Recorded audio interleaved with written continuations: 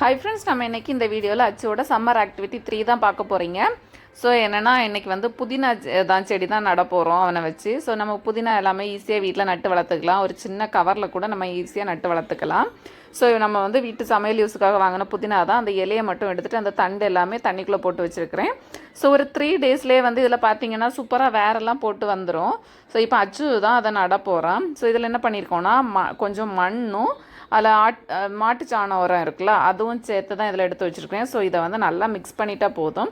So நமக்கு வந்து அந்த மாட்டுச்சாணி உரம் போடும்போது வந்து கொஞ்சம் நல்ல ஹெல்த்தாக இருக்கும். செடி பிளான்ட் சூப்பராக வளர்கிறதுக்கு அந்த மண் வந்து நல்ல ஒரு ஹெல்த்தான மண்ணாக இருக்கும்.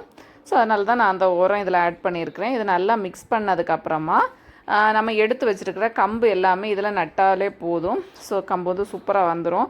ஸோ ஃபஸ்ட்டு கொஞ்ச நாள் அந்த மண்ணில் சர்வே பண்ணுற வரைக்கும் நம்ம கொஞ்சம் நிழலான இடத்துல வைக்கணும்.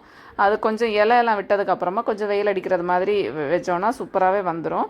இதில் ஒரு 2 குச்சி ஊனி வச்சாலே போதும், உங்களுக்கு அது ஃபுல்லுமே ஸ்ப்ரெட் ஆகி வந்துடும். ஸோ இப்போ அச்சு வச்சு தான் நட போகிறோம். ஸோ இது எவ்வளோ தூரத்துக்கு வளர்ந்து வருது என்னன்னு சொல்லிட்டு நெக்ஸ்ட்டு அடுத்தடுத்த வீடியோவில் நீங்கள் பார்க்கலாம்.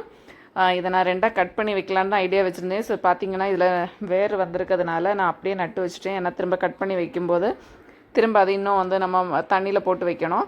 ஸோ இந்த புதினா மட்டும் இல்லை, எந்த ஒரு செடியுமே நம்ம கட்டிங்ஸ் மூலமாக நடுறோன்னா அதை வந்து நம்ம கொஞ்சம் தண்ணியில் போட்டு 1 வீக் தண்ணியில் போட்டு வச்சு நட்டாலே போதும், சூப்பராக வந்துடும். ஸோ இப்போ நம்ம புதினாலாம் நட்டாச்சு. இப்போ கொஞ்சம் தண்ணி ஸ்ப்ரே பண்ணாலே போதும்.